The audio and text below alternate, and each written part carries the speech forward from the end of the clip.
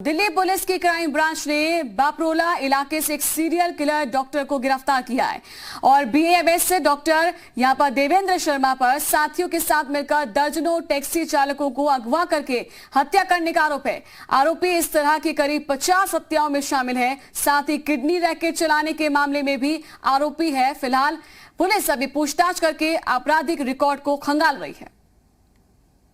राजधानी दिल्ली में छिपा था डॉक्टर डेथ, 50 हत्याएं करने वाला सीरियल किलर, 100 से ज्यादा हत्याओं में रहा शामिल।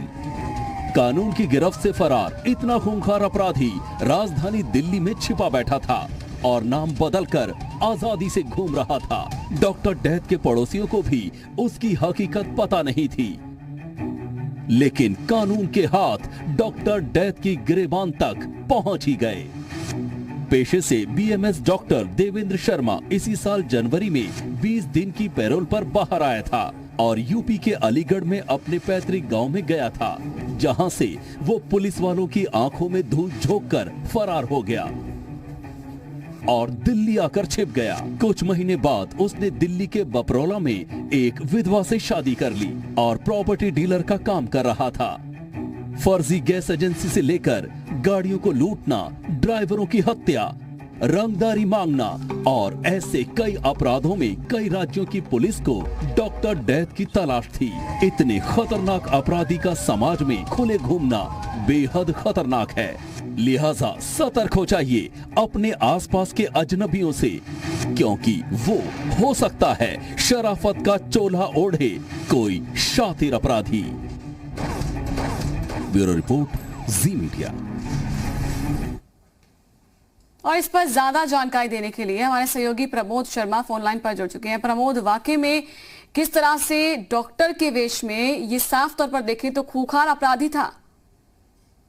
बिल्कुल नैन्सी, पिछले 20 साल के 2 दशकों में इससे बड़ा सीरियल किलर कोई नहीं हुआ है। करीब 2002 से 2004 के बीच में टैक्सी हायर करके या फिर लिफ्ट लेके जो ट्रक ड्राइवर थे उनकी कहीं सुनसान जगह पे हत्या करके लाश को या तो नहर में फेंक देना या बुरी तरह से डिस्पोज ऑफ कर देना और इसके साथ ही उस गाड़ी को बेच देते थे या फिर बिलेट में जाके कटवा देते थे। इस तरीके से करीब 50 से ज्यादा हत्या ये कर चुका है। 50 से ज्यादा हत्या का खुलासा इसने खुद पुलिस के सामने किया है। हालांकि इसका ये भी कहना था कि 1 वर्ष के बाद आके इन्होंने गिनती करना बंद कर दिया था, क्योंकि बहुत सारे ऐसे मामले भी थे जिसमें कोई भी ट्रक ड्राइवर या फिर कार ड्राइवर जो है वो मिसिंग होता था, लेकिन उसकी बॉडी नहीं मिल पाती थी, क्योंकि जिस नहर में ये बॉडी को फेंकते थे वहां पे ज्यादातर मगरमच्छ होते थे जो कि बॉडी को खा जाते थे। इसके अलावा आपको याद होगा कि 2002, 2004 और 2005 के समय में गुड़गांव का एक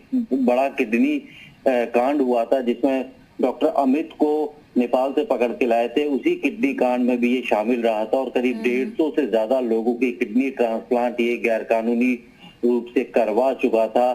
तो इसका जो इतिहास है वो काफी बड़ा था। कई मामलों में इसे उम्र कैद की सजा हो चुकी थी। पिछले दिनों जब इसे उम्र कैद की सजा हुई थी तो जयपुर से ये पेरोल पे बाहर आया था। उसके बाद ये पेरोल जब्त करके फरार हो गया था और अपना नाम और पहचान बदलकर दिल्ली के बापरोला इलाके में रह रहा था। पुलिस को भी खुद नहीं पता था कि उसने जिस डॉक्टर देवेंद्र को पकड़ा है उसका इतिहास इतना ज्यादा खतरनाक होगा। जब उससे पूछताछ की और उन्होंने पूरी चीजें जानने की कोशिश की तब पुलिस के भी होश उड़ गए थे कि उनके हाथ जो एक ऐसा सीरियल किलर चढ़ा है कि जो पिछले 2 दशकों में जिसका नाम सबसे ज्यादा था, इतना ज्यादा करीब दिल्ली, हरियाणा, राजस्थान समेत उत्तर प्रदेश समेत कई राज्यों की पुलिस को इसकी तलाश थी, क्योंकि हर जगह इसने हत्याओं की वारदात को अंजाम दिया था। और क्या इसे एक साइको किलर कहें या सब कुछ पैसों की खातिर ये करता था?